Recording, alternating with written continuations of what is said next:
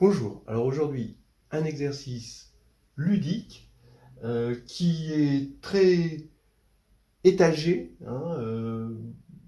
dans sa difficulté. Il commence simple et puis après il nous amène dans les étoiles. Il m'a été proposé par Pascal Corme au départ. Pascal Corme qui est un enseignant en mathématiques et qui est acteur aussi à ses heures.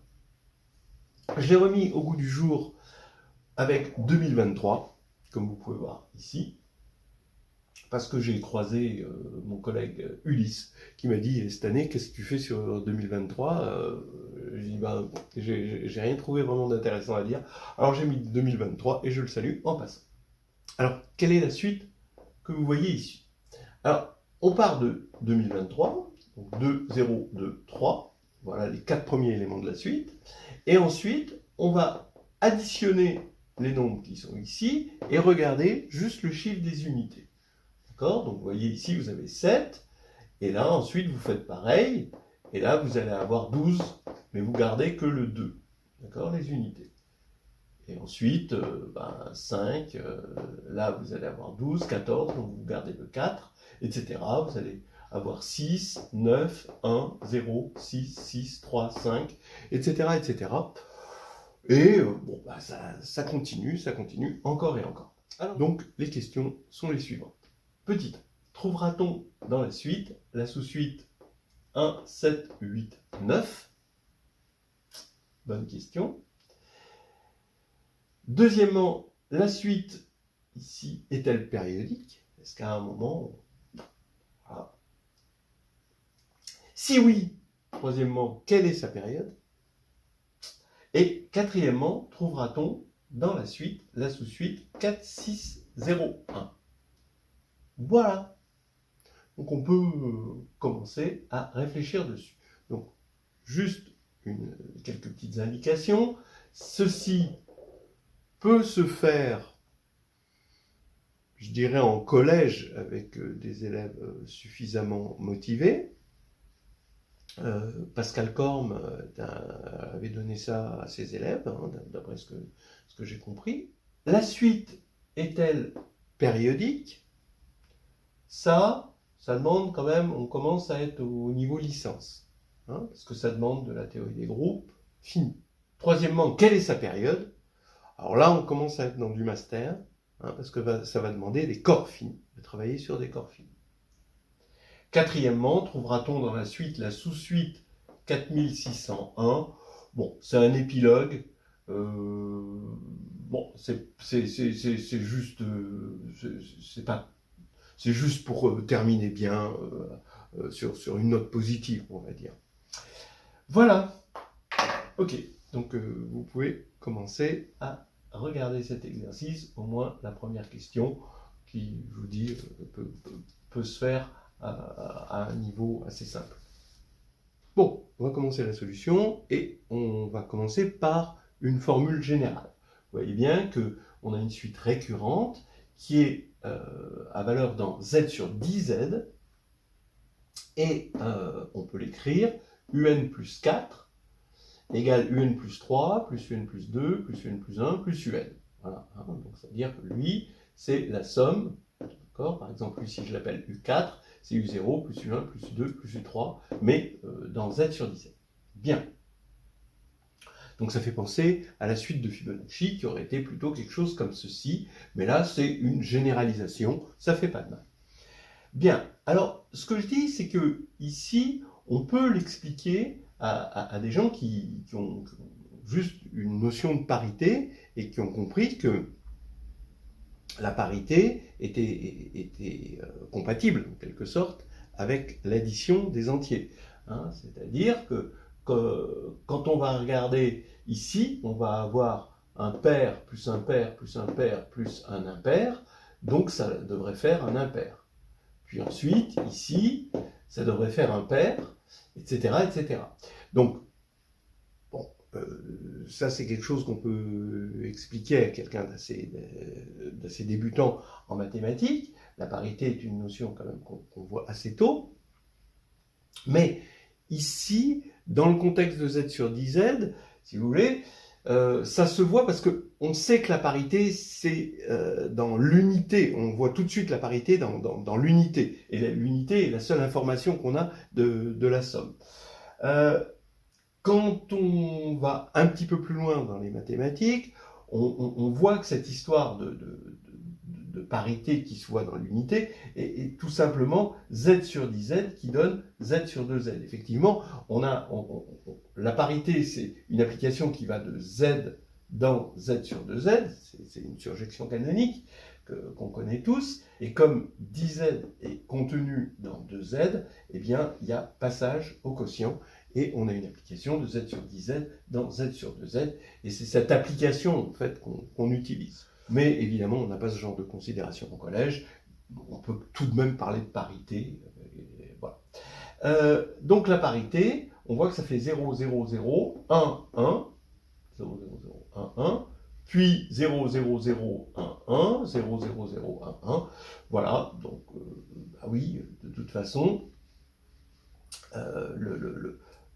la suite va passer au quotient de z sur 2z, et justement, on se convainc qu'on va avoir ici une période égale à 5. Oui, donc la période égale à 5, on le voit empiriquement, hein, et on s'en convainc parce que justement, le passage au quotient passe à la somme.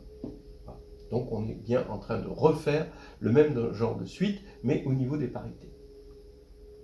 Bien, alors donc maintenant on va regarder 1789. 1789 modulo 2, ça fait 1, 1, 0, 1.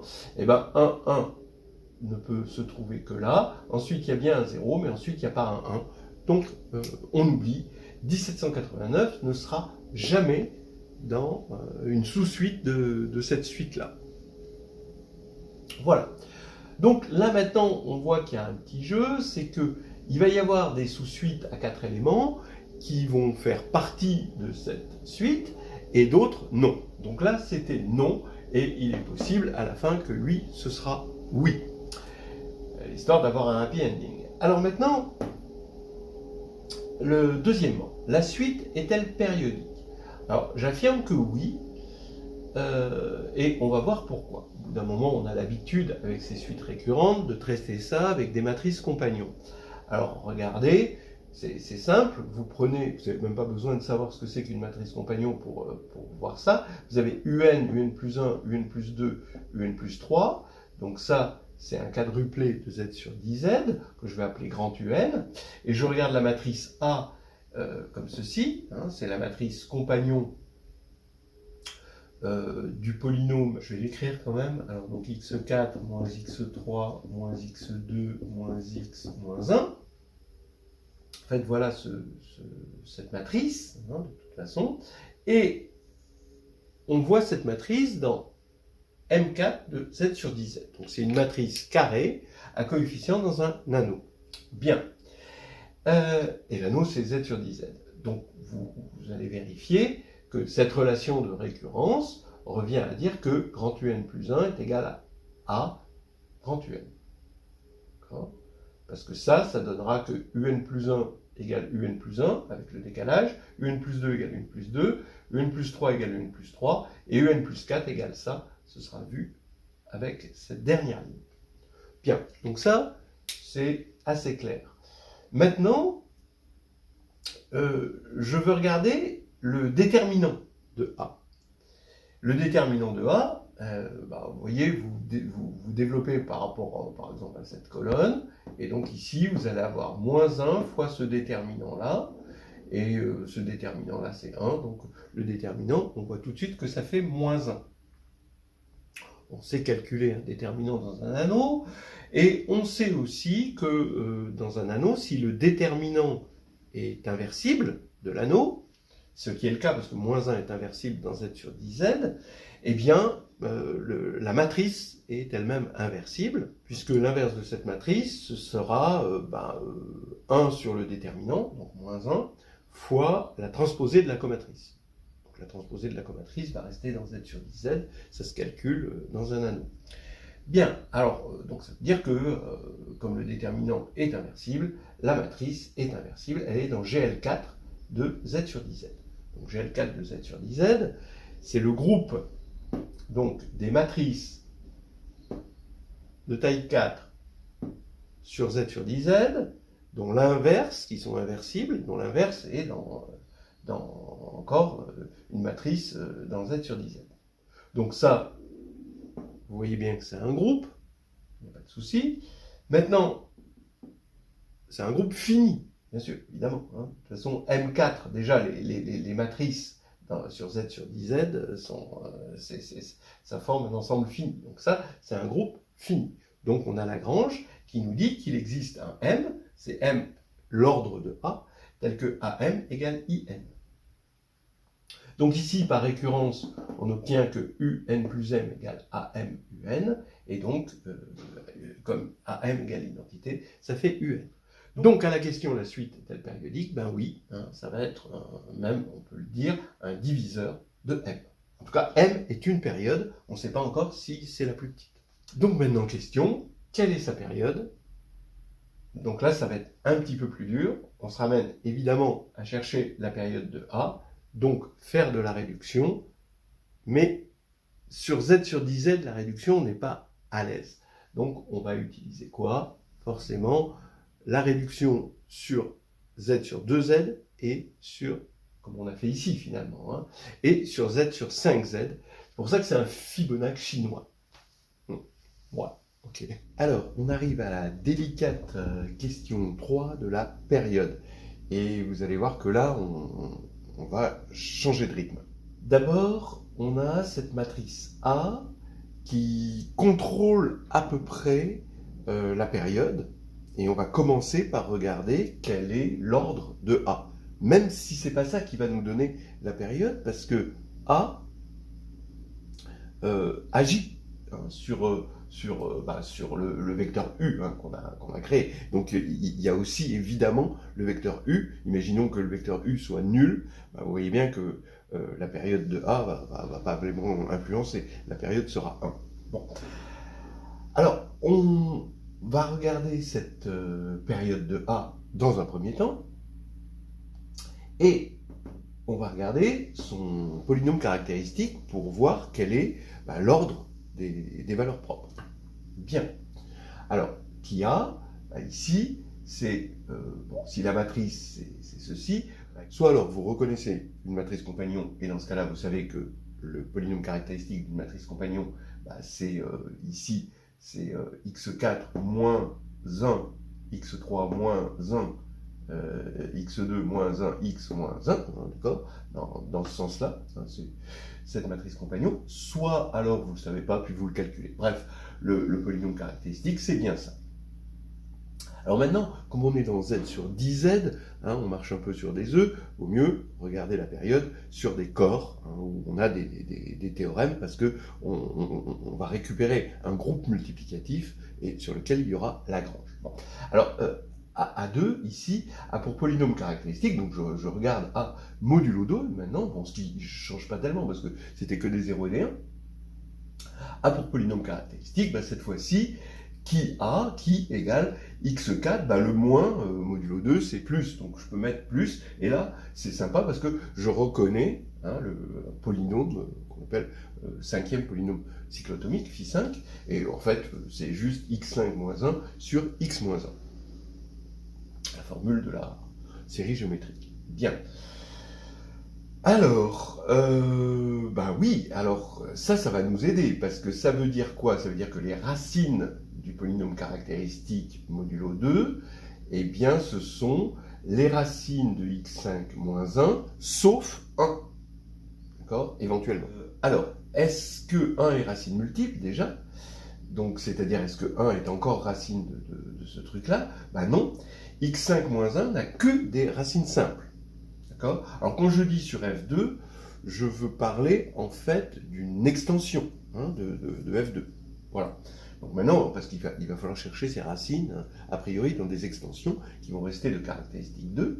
Alors, regardons ça. P égale x5 moins 1, on regarde la dérivée, c'est 5x4, ici. 5 modulo 2, ça fait 1, donc ça fait x4.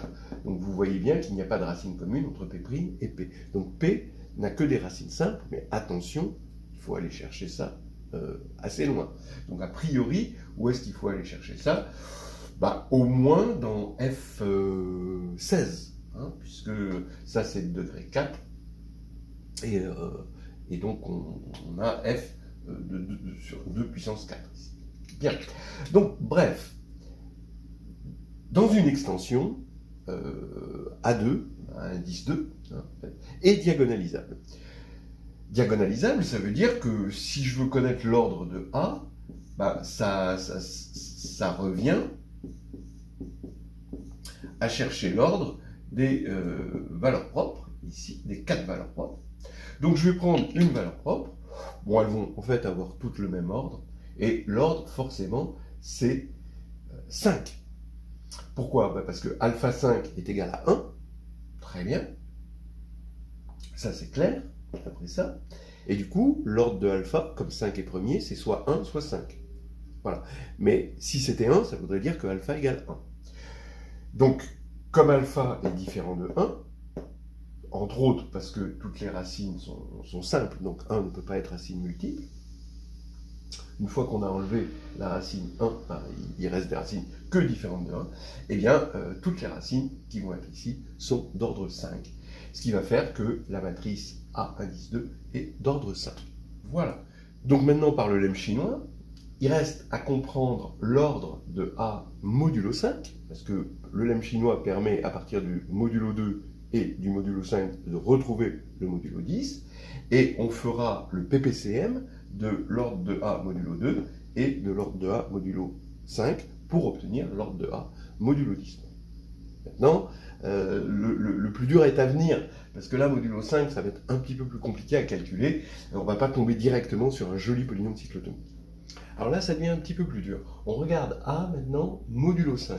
Donc le polynôme caractéristique, c'est ça, bon, il ne va pas se simplifier beaucoup, comme dans le cas modulo 2. En revanche, si on veut positiver, on remarque que si on met un moins là, alors j'ai mon polynôme cyclotomique, phi5, au signe près. Alors, ça m'embête parce que mettre un moins là, ça reviendrait à enlever 2x4. Je préférerais que ce soit l'opposé. Donc, ce que je vais faire, c'est le symétriser, ce qui est une opération pour les polynômes qui est assez indolore. Et ensuite, j'enlèverai 2. Regardez ce que je fais. Je regarde P égale moins kia de x moins 1 facteur de x4, ce qui revient ici à le symétriser, hein, vous pouvez le vérifier, ça reste un polynôme, et ici je mets un moins, d'accord? Donc ça va faire, vous voyez bien, x4 plus x3 plus x2 plus x, mais moins 1. Voilà, bon. Alors, ça veut dire que maintenant, c'est comme si c'était ce moins 1 qui nous embête, c'est un plus 1 moins 2. Donc quand on a plus 1, bah, cette fois-ci, j'ai x5 moins 1 sur x moins 1. Donc ça, c'est ce que je voulais faire apparaître. D'accord? Mon polynôme, comme tout à l'heure, hein, mon polynôme cyclotomique, phi5, mais moins 2. Mais ici, comme on est en caractéristique 5, x5 moins 1, c'est x moins 1 puissance 5. Donc ici, ça se simplifie, ça fait x moins 1 puissance 4 moins 2. Donc ça, c'est facile à résoudre. Ça y est, ça se résout par radicaux. Voilà. De toute façon, maintenant, on va avoir des éléments. Bon, évidemment, on cherche une racine. La racine est non nulle, vous le voyez. Et donc, on est dans un corps fini, hein, dans une extension, hein, mais dans une extension mais non nulle, donc on est dans un groupe multiplicatif fini, donc c'est une racine de l'unité. On a toujours une racine de l'unité. C'est ça qui est intéressant hein, dans les corps finis, c'est qu'à part 0, tout est racine de l'unité. Ça c'est génial. Mais quel est l'ordre? C'est ça la question fondamentale. Alors, vous voyez que chercher l'ordre d'une racine de P revient à chercher l'ordre d'une racine de Kia, parce qu'elles sont inverses l'une de l'autre. Bien. Bon. Donc, on va chercher l'ordre d'une racine de P, hein, tant qu'à faire. D'abord, est-ce que Kia est simple? Ce qui revient à dire, est-ce que P est simple? Ben oui, parce que quand on va dériver, dire que x est une racine du polynôme dérivé, ben ça revient à dire que x égale 1. Hein, vous voyez? Mais 1 n'est pas racine de P, évidemment, puisque là ça fait moins 2 qui est non nul. Donc on n'a que des racines simples dans une extension, donc on sait que A5 bar est diagonalisable dans une extension. Ce qui veut dire que l'ordre de A, c'est exactement l'ordre des racines, comme tout à l'heure. Donc on va chercher l'ordre d'une racine. Bon, toutes les racines vont avoir le même ordre, hein, c'est ce qu'on va voir. Alors ici, on suppose que P de bêta égale 0. Donc on va chercher l'ordre de bêta.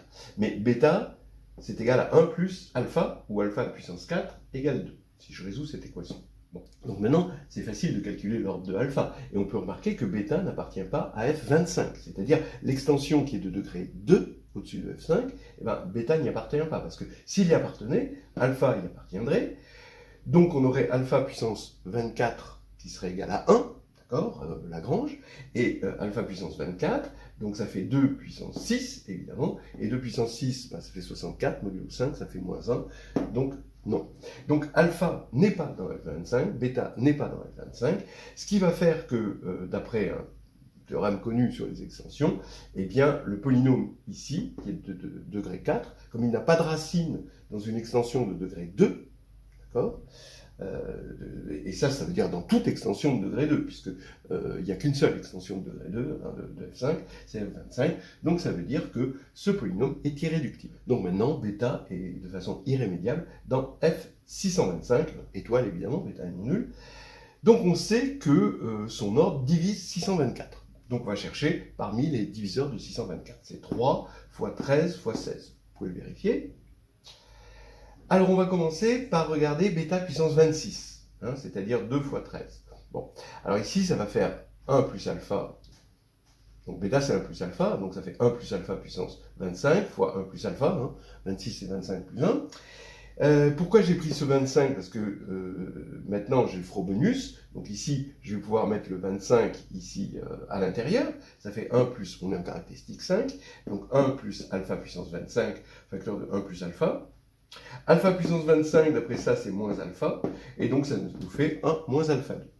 Bon, alors on a bêta puissance 26 qui est vraiment différent de 1. Donc déjà l'ordre, ce ne sera pas 26. Mais maintenant, on va céder de ce 26, on va le mettre à la puissance 4. D'accord? 4 fois 26, ça fait 104. Bêta puissance 104, bah, ça revient donc à 1 moins alpha 2, puissance 4. Puissance 4, ça veut dire puissance 5 moins 1. Puissance 5, je rentre par le Frobenius, ça fait 1 moins alpha 10 sur 1 moins alpha 2, parce que à cause du moins 1, j'ai dû diviser par 1 moins alpha 2. Là, c'est assez facile, parce que vous voyez que alpha 8, c'est moins 1. Donc alpha 10, ça va faire moins alpha 2. Donc ici, vous avez 1 plus alpha 2 sur 1 moins alpha 2. Bon, c'est forcément différent de 1, puisque alpha 2 est différent de moins alpha 2. D'accord? Bah, tout simplement parce que alpha est non nul. Hein, ça c'est évident. Donc ça c'est différent de 1. Très bien. Donc 104, ce ne sera pas un ordre. Bon, là, ça commence, on va chercher l'ordre assez loin. Donc maintenant, on va prendre 26 fois 6, d'accord? On va rajouter le 3, en quelque sorte, dans la machine, ici, et on regarde bêta puissance, donc 3 fois 26, c'est-à-dire 156. Donc là, c'est un peu plus facile, ça fait 1 moins alpha 2, d'accord? Puisqu'on a mis à la puissance 6, la puissance 6. 6, c'est 5 plus 1. Donc ça fait 1 moins alpha 2, facteur de 1 plus alpha 2. D'accord? Pourquoi? Parce que 1 moins alpha 2 puissance 5, on l'a vu tout à l'heure, ça fait 1 plus alpha 2. On l'a vu ici. Et donc ça fait 1 moins alpha 4. Alpha 4, ça fait 2. Donc ça fait 1 moins 2, ça fait moins 1. Donc maintenant c'est terminé. Vous pouvez vérifier que l'ordre ne peut pas être un petit diviseur de ça. Il faut aller chercher jusqu'à 312. Donc quand je mets ça au carré, je vais avoir 1. Et je vois d'après ça et ça que il n'y aura pas un ordre plus petit que 312. L'ordre c'est vraiment 312. Donc maintenant, ça veut dire que l'ordre de A modulo 10, c'est le PPCM de 312, et ce qu'on avait trouvé tout à l'heure. On avait trouvé 5. Je vous rappelle qu'on avait trouvé 5 de deux manières. On a trouvé ici, de façon empirique, un petit jeu qu'on peut faire avec des enfants, mais on l'a trouvé ensuite ici, avec des méthodes moins empiriques, plus exactes, avec le polynôme phi 5.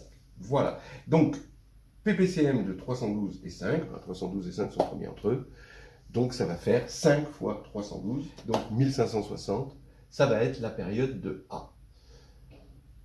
Ce qui veut dire que la période ici va être un diviseur de 1560. Pour l'instant, on n'a pas encore trouvé sa période, mais on sait que c'est un diviseur de 1560, et on va voir que c'est 1560. Donc on est bientôt arrivé pour la période. Je vous rappelle, UN, c'est ce vecteur-là. UN plus 1 égale A, UN, c'est la récurrence. Et ce qu'on veut vraiment, c'est la période de ça. Alors bien sûr, c'est un diviseur de la période de ça. Alors A est dans 1560. Donc ce qui fait que UN plus 1560, c'est A puissance 1560 UN. Vous avez une espèce de suite géométrique. Mais ça, c'est l'identité. Donc ça fait UN. Okay. Maintenant, on veut montrer que si V, c'est 2, 0, 2, 3, d'accord, ça. Alors, on va que A puissance JV, ils sont tous 2 A2 distincts, okay, pour tous les J entre 0 et 1560, strictement plus petits, hein, voilà, sur une période. Bon. Alors, on va supposer que A puissance IV est égal à A puissance JV, avec, pour I strictement plus, on va supposer I strictement inférieur à J entre les deux, là, comme ça, et on va montrer que c'est absurde.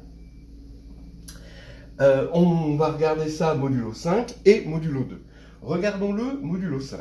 Bon, eh bien, ça veut dire que maintenant, hein, puisqu'on a supposé I inférieur à J, on va avoir A5 puissance J moins I, donc c'est tout modulo 5, hein, de A5IV, donc tout modulo 5, hein, d'accord, donc est égal à AIV, parce que ça fait AJV, et ça fait AIV. Ils sont égaux, d'accord. Donc ça veut dire que AIV, ici, modulo 5, est un vecteur propre. Alors pourquoi un vecteur propre? D'abord, V modulo 5 est non nul, vous pouvez le voir.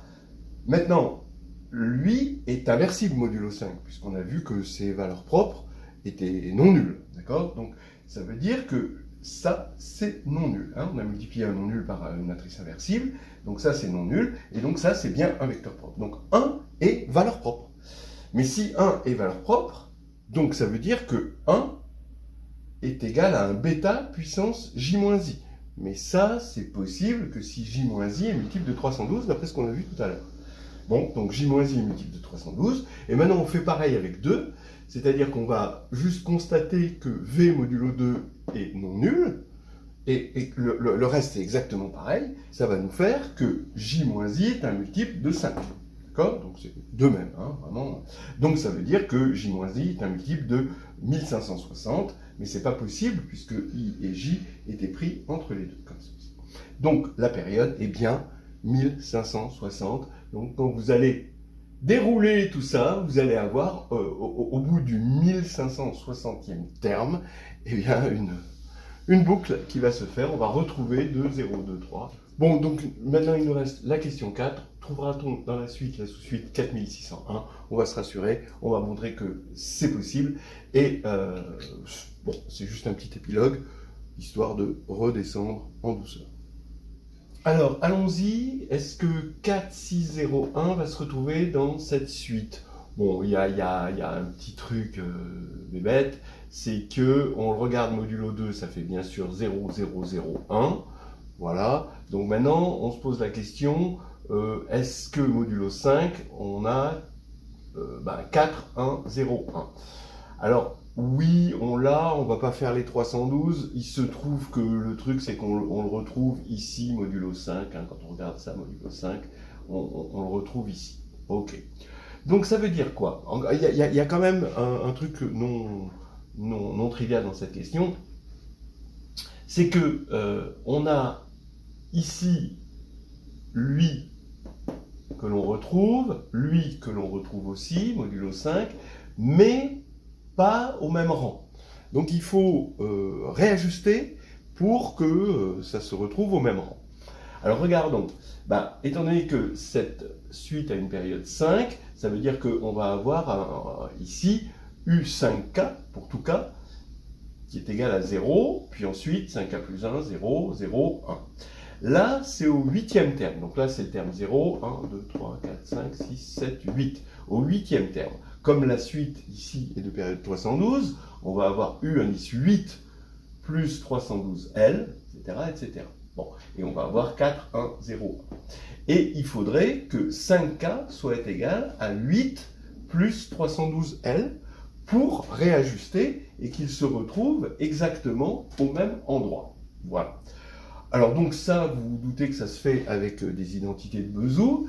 Comme 312 et 5 sont premiers entre eux, on trouve facilement 5 fois 125, ça fait 625. Donc là, ça fait 624. Donc là, on a notre identité de Bezout. On va multiplier par 8, puisque ce qu'on veut, c'est que 5K moins 312L soit égal à 8.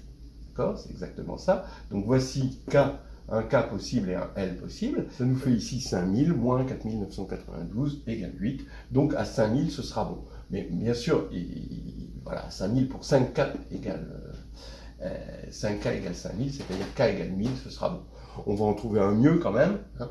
Donc ici, on va faire la division, on va diviser 5000 par la période totale ici, 1560. Ça fait 3 fois 1560 plus 320. Donc en fait, c'était 320.